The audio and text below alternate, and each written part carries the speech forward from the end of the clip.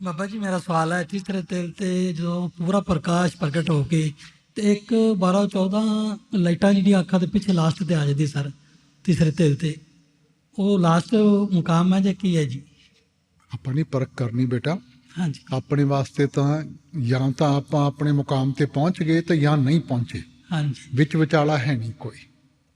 ਇਸ ਕਰਕੇ ਜਿੰਨਾ ਚਿਰ ਆਪਾਂ ਮੁਕਾਮ ਤੇ ਨਹੀਂ ਪਹੁੰਚੇ ਆਪਾਂ ਤਾਂ ਮਿਹਨਤ ਕਰੀ ਜਾਣੀ ਹੈ। ਪਰਖ ਨਾ ਕਰੋ, ਪਰਖ ਮਨ ਤੋਂ ਆਉਂਦੀ ਹੈ। ਹਾਂਜੀ ਪਰਖ ਕਰੋਗੇ ਮਨ ਵਿੱਚ ਆ ਜਾਊਗਾ, ਧਿਆਨ ਨੀਚੇ ਆਉਣਾ ਸ਼ੁਰੂ ਹੋ ਜਾਊਗਾ। ਆਨੰਦ ਲਓ ਇਹਦੇ ਵਿੱਚ, ਜਿੰਨੀ ਖੁਸ਼ੀ ਮਿਲੂਗੀ ਉਨੀ ਸੁਰਤ ਹੋਰ ਚੜੂ।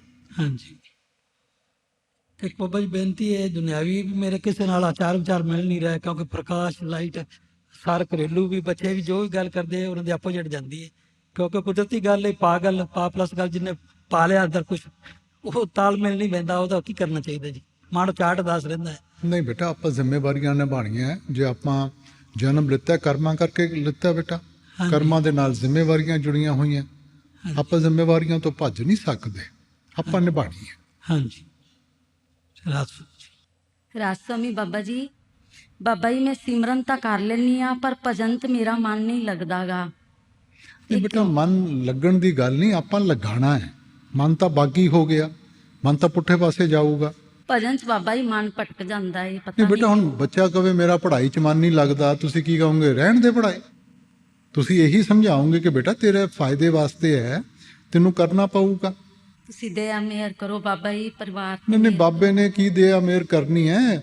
ਮਿਲੂਗਾ ਤੁਹਾਨੂੰ ਆਪਣੀ ਕਰਨੀ ਦਾ ਬੇਟਾ, ਬਾਬੇ ਦੀ ਕਰਨੀ ਦਾ ਨਹੀਂ ਮਿਲ ਸਕਦਾ। ਰਾਜਸਵਾਮੀ ਬਾਬਾ ਜੀ ਨਹੀਂ, ਪਹਿਲਾਂ ਕਹਿ ਕੇ ਜਾ ਕੇ ਮੈਂ ਕਰੂੰਗੀ। ਕਰਾਂਗੀ ਬਾਬਾ ਜੀ, ਤੁਸੀਂ ਬਸ ਮਿਹਰ ਕਰੋ। ਉਹ ਸਾਰੀਆਂ ਗੱਲਾਂ ਬਾਬੇ ਦੇ ਉੱਤੇ ਪਾ ਕੇ ਭੱਜ ਜਾਂਦੇ ਹੋ ਤੁਸੀਂ ਇੱਥੋਂ। ਬਾਬੇ ਨੇ ਕੁਝ ਨਹੀਂ ਕਰਨਾ। ਬਾਬਾ ਜੀ ਕੋਸ਼ਿਸ਼ ਤਾਂ ਬਹੁਤ ਕਰੀਦੀ ਏ, ਪਤਾ ਹਾਂ। ਨਹੀਂ ਕਿਉਂ ਮਨ ਕਿਉਂ ਭਟਕ ਜਾਂਦਾ ਏ। ਨਹੀਂ ਬੇਟਾ, ਮਨ ਆਦਤ ਤੋਂ ਮਜਬੂਰ ਹੈ। ਹਾਂਜੀ ਤਾਂ ਤੁਸੀਂ ਨਵੀਂ ਆਦਤ ਪਾਓਗੇ, ਸਹੀ ਆਦਤ ਪਾਓਗੇ ਤਾਂ ਹੀ ਤਾਂ ਟਿਕੂਗਾ ਨਾ। ਤੁਸੀਂ ਕਰੋ।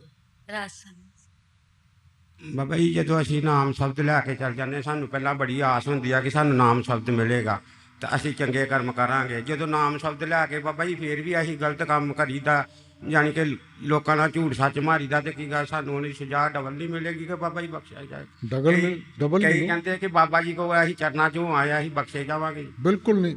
ਹਾਂਜੀ, ਡਬਲ ਮਿਲੂ, ਟ੍ਰਿਪਲ ਮਿਲੂ। ਡਬਲ ਹੋਣੀ ਚਾਹੀਦੀ ਹੈ ਬਾਬਾ। ਹਾਂ ਬਿਲਕੁਲ। ਠੀਕ ਹੈ। ਜਿਹੜਾ ਅਣਜਾਣੇ ਵਿੱਚ ਗਲਤੀ ਕਰਦਾ ਹੈ ਉਹਦੀ ਘੱਟ ਸਜ਼ਾ ਹੋਊਗੀ, ਮਗਰ ਜੋ ਜਾਣ ਕੇ ਗਲਤੀ ਕਰਦਾ ਹੈ ਤਾਂ ਉਹਦੀ ਤਾਂ ਸਜ਼ਾ ਤਾਂ ਦੁੱਗਣੀ ਹੋਊਗੀ ਨਾ। ਹਾਂ ਫੇਰ ਠੀਕ।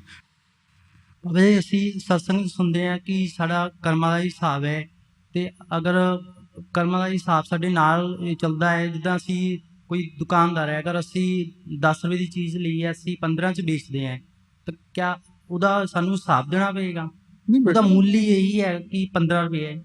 ਹਾਂ ਨਹੀਂ ਬੇਟਾ, ਜੋ ਤੁਸੀਂ ਦੇਖੋ ਦੁਕਾਨਦਾਰ ਕੋਈ ਕੀ ਕਹਿੰਦੇ ਹੈ ਪੈਸੇ ਬਣਾਉਣ ਵਾਸਤੇ ਦੁਕਾਨਦਾਰੀ ਕਰਦਾ ਬੇਟਾ, ਕੋਈ ਮੁਫਤ ਦੇ ਵਾਸਤੇ ਤਾਂ ਨਹੀਂ ਕਰਦਾ ਬੇਟਾ। ਸੋ ਜੋ ਵੀ ਜਾਇਜ਼ ਹੈਗਾ ਤੁਸੀਂ ਆਪਣਾ ਉਹ ਰੱਖੋ ਔਰ ਲਓ। ਪਰ ਪਰਮਾਰਥ ਦਾ ਰਸਤਾ ਇੰਨਾ ਮੁਸ਼ਕਿਲ ਕਿਉਂ ਹੈ? ਨਹੀਂ ਮੁਸ਼ਕਿਲ ਤੁਸੀਂ ਬਣਾਉਂਦੇ ਹੋ, ਪਰਮਾਰਥ ਦਾ ਰਸਤਾ ਤਾਂ ਨਹੀਂ ਮੁਸ਼ਕਿਲ ਹੈ। ਰਸਤਾ ਤਾਂ ਜਿਹੋ ਜਿਹਾ ਦੂਜਾ ਰਸਤਾ ਉਹੋ ਜਿਹਾ ਉਹ ਰਸਤਾ ਹੈਗਾ, ਮਗਰ ਮੇਰੀ ਜਿਹੜੀ ਚਾਹਤ ਹੈ, ਮੇਰੀਆਂ ਜਿਹੜੀਆਂ ਸੋਚਾਂ ਹੈ ਜਾਂ ਮੇਰਾ ਜਿਹੜਾ ਨਜ਼ਰੀਆ ਉਹ ਮੁਸ਼ਕਿਲ ਪਾ ਦਿੰਦਾ ਹੈ। ਬਾਬਾ ਜੀ ਤੁਹਾਡਾ ਬਹੁਤ ਬਹੁਤ ਥੈਂਕ ਯੂ ਜੋ ਤੁਸੀਂ ਮੈਨੂੰ ਇਹ ਮੌਕਾ ਦਿੱਤਾ। ਬਾਬਾ ਜੀ ਮੇਰਾ ਕੁਐਸਚਨ ਇਹ ਹੈ ਕਿ ਮੈਂ ਕੁਐਸਚਨ ਆਨਸਰ ਸੁਣਦਾ ਤਾਂ ਉਹਦੇ 'ਚ ਕਹਿੰਦੇ ਕਿ ਜਿਨ੍ਹਾਂ ਨੂੰ ਨਾਮਦਾਨ ਨਹੀਂ ਮਿਲਿਆ ਉਹ ਅੱਛੇ ਇਨਸਾਨ ਬਣ, ਤਾਂ ਅੱਛੇ ਇਨਸਾਨ ਬਣਨ ਲਈ ਕੀ ਜ਼ਰੂਰੀ ਹੈ?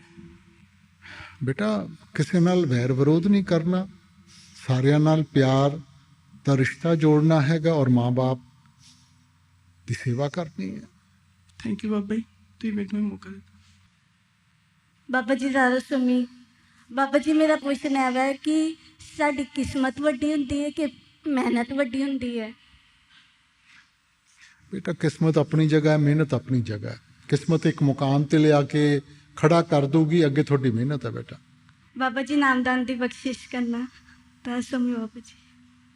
ਰਾਜਸਵਾਮੀ ਬਾਬਾ ਜੀ ਜਦੋਂ ਅਸੀਂ ਕਿਸੇ ਦੀ ਹੈਲਪ ਦਿਲੋਂ ਕਰੀਏ ਤੇ ਸਾਨੂੰ ਬਦਲੇ 'ਚ ਨਫ਼ਰਤ ਮਿਲੇ ਤੇ ਉਹ ਸਾਡਾ ਗਲਤ ਕਰੇ ਤਾਂ ਫਿਰ ਕੀ ਕਰਨਾ ਚਾਹੀਦਾ? ਨਹੀਂ ਬੇਟਾ, ਜਦੋਂ ਕਿਸੇ ਦੀ ਮਦਦ ਕਰਦੇ ਹੋ ਆਪਾਂ ਉਹਦੇ ਏਵਜ਼ ਵਿੱਚ ਨਹੀਂ ਲੈਣਾ ਕੁਛ। ਹਜ਼ੂਰ ਕਿਹਾ ਕਰਦੇ ਸੀ, ਜੇ ਇੱਕ ਹੱਥ ਦਿੰਦਾ ਨਾ ਦੂਜੇ ਨੂੰ ਪਤਾ ਨਹੀਂ ਹੋਣਾ ਚਾਹੀਦਾ। ਗਿਣਤੀਆਂ ਵਿੱਚ ਨਾ ਪਾਓ। ਜੇ ਮਦਦ ਕਰਨੀ ਹੈ ਤਾਂ ਮਦਦ ਵਾਸਤੇ ਮਦਦ ਕਰੋ, ਨਾ ਕਿ ਉਹਦੇ ਏਵਜ਼ ਵਿੱਚ ਮੈਨੂੰ ਕੀ ਮਿਲੂਗਾ। ਔਰ ਜੇ ਇਸ ਮਾਹੌਲ ਨਾਲ ਕਰੋਗੇ ਤੁਹਾਨੂੰ ਫਰਕ ਹੀ ਨਹੀਂ ਪੈਣਾ, ਉਹ ਮੰਨੇ ਨਾ ਮੰਨੇ। ਮਗਰ ਜੇ ਆਪਾਂ ਗਿਣਤੀ ਕਰਕੇ ਕਰਾਂਗੇ ਫਿਰ ਤਾਂ ਬੇਟਾ ਇਹ ਕਾਰੋਬਾਰ ਹੋ ਗਿਆ, ਫਿਰ ਤਾਂ ਮਦਦ ਨਾ ਹੋਈ। ਬਾਬਾ ਜੀ ਮੇਰਾ ਸੈਕੰਡ ਕੁਐਸਚਨ ਇਹ ਆ ਕਿ 10-12 ਸਾਲਾਂ ਤੋਂ ਮੇਰੇ ਮਦਰ ਨੂੰ ਮਾਈਗ੍ਰੇਨ ਆ ਅਤੇ ਉਹ ਬਹੁਤ ਪ੍ਰੋਬਲਮ ਫੇਸ ਕਰਦੇ ਆ ਅਤੇ ਬਹੁਤ ਦੁੱਖ ਲੱਗਦਾ। ਬੇਟਾ ਇਹ ਵੀ ਬਿਮਾਰੀ ਹੁੰਦੀ ਹੈ। ਮਨ ਜਦੋਂ ਜ਼ਿਆਦਾ ਸ਼ਾਂਤ ਹੁੰਦਾ ਹੈ, ਫਿਕਰ ਕਰਦੇ ਹੈ। ਜੇ ਆਪਾਂ ਆਪਣੇ ਪੈਰਾਂ ਦੇ ਉੱਤੇ ਖੜੇ ਹੋਵਾਂਗੇ, ਮਾਂ-ਬਾਪ ਦਾ ਫਿਕਰ ਘਟੂਗਾ ਆਪਣੇ ਆਪ, ਉਸ ਤੋਂ ਵੀ ਰਾਹਤ ਮਿਲੂਗੀ ਬੇਟਾ। ਬਾਬਾ ਜੀ ਪੇਰੈਂਟਸ ਟੈਨਸ਼ਨ ਬਹੁਤ ਲੈਂਦੇ ਫਿਊਚਰ ਬਾਰੇ। ਸਾਰੇ ਪੇਰੈਂਟਸ ਲੈਂਦੇ ਆ ਬੇਟਾ, ਹੁਣ ਕੀ ਕਰੀਏ। ਜਿੱਥੇ ਪਿਆਰ ਹੁੰਦਾ ਉੱਥੇ ਫਿਕਰ ਤਾਂ ਹੋਊਗਾ ਹੀ ਨਾ। ਹੁਣ ਆਪਾਂ ਉਸ ਅਵਸਥਾ 'ਚ ਨਹੀਂ ਪਹੁੰਚੇ, ਜਦੋਂ ਤੁਸੀਂ ਉਸ ਅਵਸਥਾ 'ਚ ਪਹੁੰਚੋਗੇ ਤੁਸੀਂ ਵੀ ਆਪਣੇ ਬੱਚਿਆਂ ਦਾ ਫਿਕਰ ਕਰੋਗੇ। भाई सारे परिवार पे मेरे पर हाथ रखे राष्ट्र। बाबा जी यहाँ पर आने से पहले हमें सेवादार ने बहुत अच्छी इंस्ट्रक्शंस दी थी कि कैसे किसी चीज़ को पूछना है। तो बट यूजुअली ऐसे क्वेश्चंस पूछे जाते हैं एंड कहीं ना कहीं मेरे मन में क्वेश्चन आता है कि आप इन चीज़ों से कैसे डील करते हो, लाइक क्वेश्चंस जो कि आपको पसंद नहीं होते। नहीं, मैनू की पसंद ना पसंद बेटा, मैनू तो सारा कुछ ही पसंद है। जे कोई पुछदा इत्थे खड़े होके तो मतलब ਉਹਦੇ ਮਨ ਵਿੱਚ ਕੋਈ ਨਾ ਕੋਈ ਚੀਜ਼ है बेटा। ये क्वेश्चन तो चलो मैंने अभी सोचा था। And during the development years बहुत सारे अनकॉन्शियस एंड सबकॉन्शियस हमारे एक्सपीरियंसेस होते हैं जो कि हमारे कॉन्शियस एक्सपीरियंस को तंग कर रहे होते हैं। कहीं ना कहीं इमोशनल इंसाइट नहीं आती एंड स्पिरिचुअल इंसाइट भी नहीं अटेन की जाती, तो उसको कैसे रीगेन करना है? बेटा देखो, मालिक ने इंसान को विवेक की ताकत दी है, सेंस ऑफ डिस्क्रिमिनेशन दिया है, ठीक है। हमने अपनी ज़िंदगी को उस लॉजिकल कंक्लूजन पे लेके जाना है, मगर मोस्टली हम विवेक का इस्तेमाल नहीं करते, हम रिएक्ट करते। अगर इंसान रिएक्ट ना करे, सोच विचार से कदम उठाए, कभी उसको कोई दिक्कत नहीं आएगी। जब हम रिएक्ट करते हैं बगैर सोचे समझे, किसी ने आपको कुछ कह दिया आपने वापस कह दिया। अब अगर मैं सोचूं कि उसने मेरे को कहा है, उसने ज़ुबान गंदी की है, क्या मेरे को भी ज़रूरी है कि मैं अपनी ज़ुबान गंदी करूं? तो मैं सोच समझ के चलूँगा बेटा, सोच समझ के चलूँगा, उतना बोझ ही नहीं पड़ेगा। तो बेटा ये कॉन्शियस और सब कॉन्शियस ये सब चीज़ें, मकसद वही है कि जो कदम उठाओ उस लक्ष्य को आगे रख के उठाओ। और अगर आप वो कदम उठा रहे हैं जो आपको लक्ष्य से दूसरी तरफ लेके जा रहे हैं, तो लक्ष्य कैसे हासिल होगा? सो हमें अपनी ज़िंदगी में वो ऑब्जेक्टिविटी लानी है कि हर एक चीज़ जो मैं बोलूं, जो मैं करूं, लक्ष्य को सामने लेके करूं बेटा। एंड जब मैं अपना बिहेवियर रेगुलेट करती हूँ दूसरों को ध्यान में रखते हुए, एंड वो काफ़ी फ्रूटफुल रिजल्ट देता है, जिससे उनकी एक्सपेक्टेशंस काफ़ी हाई हो जाती हैं। And during my days of vulnerability, तो मैं शो करना चाहती हूँ अपनी वीकनेसेस, बट वो मैं कर नहीं पाती। How to show that in a positive way? बेटा why should we show our weakness? अगर देखो, दुनिया मतलबी दुनिया है। अगर आप कभी भी अपनी कमज़ोरी दिखाओगे तो फ़ायदा उठाएंगे बेटा। हर वक्त ताकत दिखाओ। अगर ताकत दिखाएंगे कोई कुछ नहीं कहेगा बेटा। अब ठीक है कि हर एक की एक उम्मीद होती है, चाहे माँ बाप हैं, चाहे यार दोस्त हैं, जो भी हैं, सभी ने एक ना एक उम्मीद बांध ली है।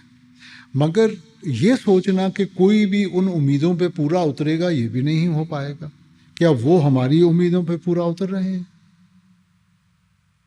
सो उनको रखनी नहीं चाहिए, मगर रखते हैं, ठीक है ना।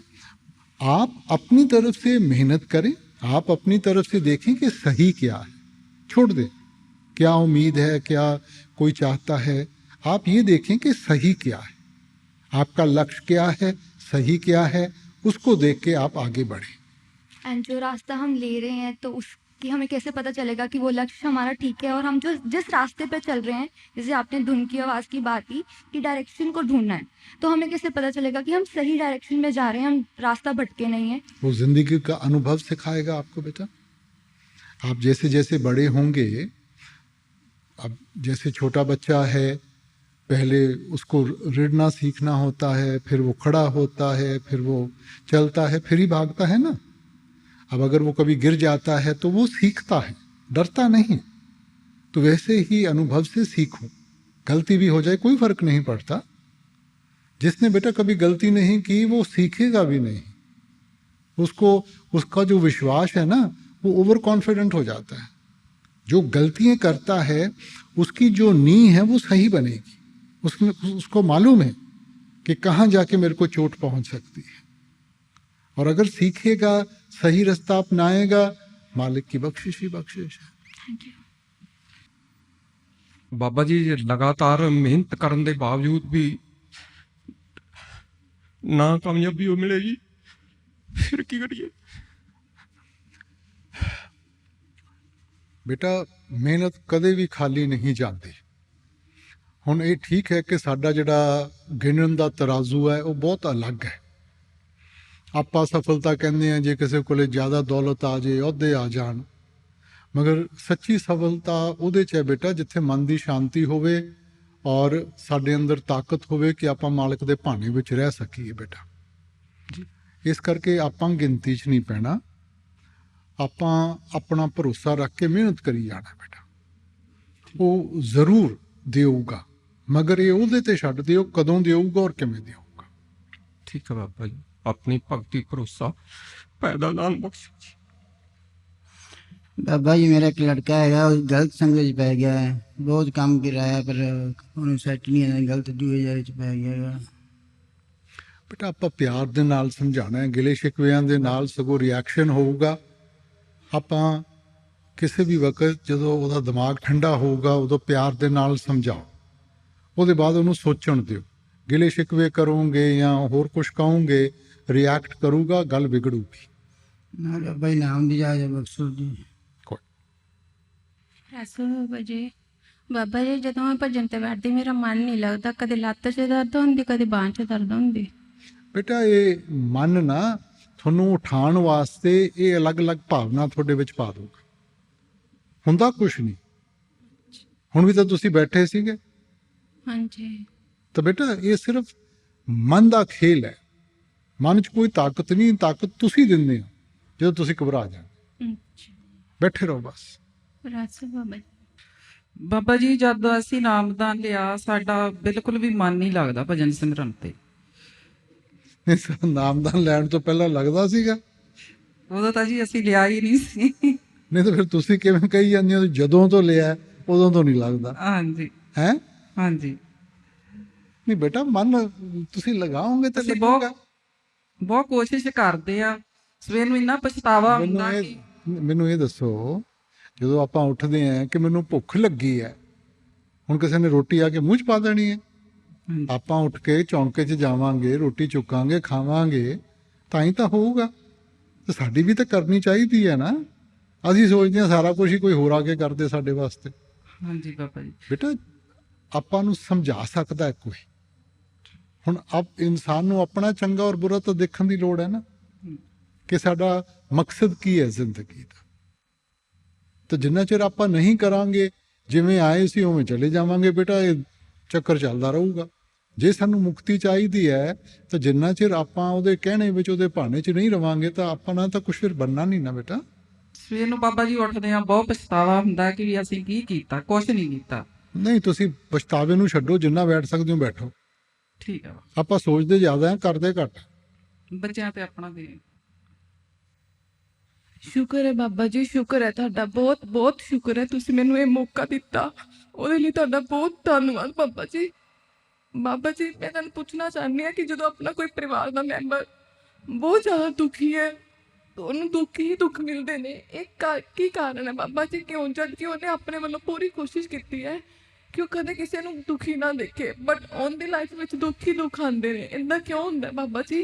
ਬੇਟਾ ਕਿਸੇ ਨੂੰ ਪਹਿਲਾਂ ਆ ਜਾਂਦੇ ਆ, ਕਿਸੇ ਨੂੰ ਬਾਅਦ 'ਚ ਆ ਜਾਂਦੇ ਆ। ਨਾਨਕ ਦੁਖੀ ਆ ਸਭ ਸੰਸਾਰ।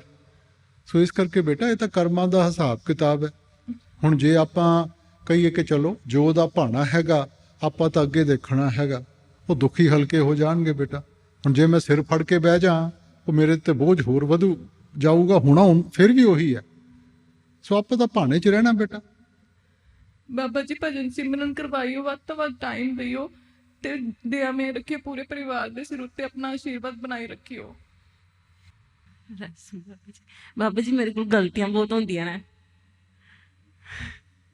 ਬੇਟਾ ਕੌਣ ਨਹੀਂ ਗਲਤੀ ਕਰਦਾ, ਸਾਰੇ ਹੀ ਕਰਦੇ ਆ ਆਪਾਂ ਬੇਟਾ, ਮਗਰ ਗਲਤੀ ਕਰਕੇ ਜੇ ਸਿੱਖਾਂਗੇ ਉਹਦੀ ਬਖਸ਼ਿਸ਼ ਹੀ ਬਖਸ਼ਿਸ਼ ਹੈ ਬੇਟਾ। ਕੋਈ ਵੀ ਇੱਥੇ ਪਰਫੈਕਟ ਨਹੀਂ ਗਾ। ਜੇ ਆਪਾਂ ਪਰਫੈਕਟ ਹੁੰਦੇ ਤਾਂ ਇੱਥੇ ਤਾਂ ਜਨਮ ਹੀ ਲੈਣਾ ਸੀ। ਜੇ ਜਨਮ ਲਿੱਤਾ ਹੈ ਤਾਂ ਸਾਡੇ ਵਿੱਚ ਔਗਣ ਸੀਗੇ, ਕਰਮ ਬਣੇ, ਇਸੇ ਕਰਕੇ ਜਨਮ ਲਿੱਤਾ। ਹੁਣ ਮਾਲਿਕ ਨੇ ਮੌਕਾ ਦਿੱਤਾ ਸਿੱਖਣ ਵਾਸਤੇ, ਸੋ ਇਸ ਕਰਕੇ ਕਦੇ ਘਬਰਾਈਦਾ ਨਹੀਂ ਹੁੰਦਾ ਬੇਟਾ, ਸਿੱਖੋ ਗਲਤੀਆਂ ਤੋਂ। और बाबा जी मेरा दूसरा क्वेश्चन है कि मैं भजन सिमरन पूरा करती ही नहीं, हमेशा थोड़ी देर बैठनी है, फिर लत्तां बांह कोई प्रॉब्लम हो जाती है। नहीं बेटा, हुण कोई भी कारज जे तुसीं पूरा नहीं करोगे तो लेखे लगूगा। दुका हुण तुहाडे हसबैंड फौज विच है, जे उत्थे अपनी ड्यूटी पूरी नहीं करनगे तो की होऊगा? दुकानदार अपनी दुकान नहीं खोलूगा तो की होऊगा? बच्चे स्कूल नहीं जाणगे पूरा वक्त तो की होऊगा? जिन्ना चिर आपां हरेक चीज़ का एक वक्त हुंदा बेटा, दायरा हुंदा है, जिन्ना चिर आपां पूरा वक्त नहीं देवांगे तो फिर अपने तो कुछ बन नहीं ना लग्या। बाबा जी सारे परिवार ते पूरी संगत अपनी दया मेहर बनाए रखो, तो शुक्र है बाबा जी तुसीं मैनूं मौका दिता। राधा रस्म। बाबा जी मैं बहुत खुश हाँ, आज मैं इत्थे आई हाँ। मैं पहली बार जिंदगी साढ़े इन्ने नेड़ों दर्शन कर रही हूँ बाबा जी। बाबा जी मेरा पहला क्वेश्चन है कि मैं ध्यान लगानी पर मेरा नहीं लग पाता। मैं इतना ध्यान की कोशिश रोज सोचती हाँ। किहदे नाल ध्यान लगानी है? बाबा जी मैं पाठ से बैठती हाँ, मैं नामदान लिता होया पर मेरा ध्यान नहीं लग पाता। बेटा इंसान जो कुछ भी करता है ना, इनू अलग अलग आदतां पाईयां हुई हैं। इस वक्त साडे मन नूं जो आदत पई भी है ना कि वो कदे भी टिकदा नहीं, कदे एक चीज़ कदे दूजी चीज़। जिवें वो तितली एक फुल तो दूजे फुल तो दूजे फुल, मन खिन खिन भरम भरम बहु धावे, तिल घर ना ही वासा पावे। आपां इनू टकाना हैगा। हुण जिन्ना चिर आपां रोज़ बैठ के वो आदत नहीं पावांगे, वो अपनी आदत वाल जाऊगा। सो इस करके आप अंग्रेजी का मुहावरा है ना, प्रैक्टिस मेक्स परफेक्ट। जे आपां रोज़ बैठांगे, मेहनत करांगे, जरूर आपां नूं सफलता मिलूगी। हुण बागी तां आपां इहनूं पता नहीं किन्ने उमरां विच बागी करता, और असीं कहंदे आ जी 2 दिनां 'च ये टिक जे। ये की हो सकदा? बाबा जी मेरा दूसरा क्वेश्चन है कि मैं नेगेटिव बहुत सोचती हाँ। कोई प्रॉब्लम होनी होंदे पर नेगेटिव थिंकिंग माइंड च लेके आनी, जिनके कारण मेरा सुभाव चिड़चिड़ा हो जाता। क्यों? मालिक ने इन्ना कुछ दिता है, बजाए ये कि आपां उहदा शुक्र करिए, आपां उही चीज़ देखते हैं जिहड़ी सानूं नहीं मिली। हुण जे 9 चीज़ां उहने चंगियां बनातियां, एक चीज़ विच कमी रह गई, आपां उहनूं फड़ के बह जांदे हैं बेटा। ਬਾਬਾ ਜੀ ਦੁਨੀਆ ਤੇ ਬਹੁਤ ਔਖਾ ਸਮਾਂ ਆਇਆ ਵਿਆ ਤੇ ਪਰ ਮੈਂ ਚਾਹਣਾ ਮੇਰੇ ਤੇ ਕੋਈ ਇਹੋ ਜਿਹਾ ਸਮਾਂ ਨਾ ਆਵੇ ਵੀ ਮੈਂ कोई बेटा औखा नहीं गा, औखा आपां बनांदे हैं। ये जो भी वक्त आया है, ये साडी करनी का नतीजा बेटा। आपां कदर नहीं कीती, आपां कुदरत दे नाल खिलवाड़ कीता हैगा, इस करके साडे उत्ते मुसीबत आ गई। हुण मालिक ने मौका दिता कि असीं सोच समझ के कदम चुकीए बेटा। ਬਾਬਾ ਜੀ ਮੈਨੂੰ ਮੈਂ ਕਿਸੇ ਦੇ ਅੱਗੇ ਹੱਥ ਨਹੀਂ ਅੜਨਾ ਚਾਹੁੰਦਾ, ਤੁਹਾਡੇ ਤੋਂ ਅੱਗੇ, ਤੁਹਾਡੇ ਤੋਂ ਸਿਵਾ। नहीं ठीक है बेटा, मगर आपां उहनूं लक्ष्य बना के वो अपनी करनी विच जाहिर करिए ना।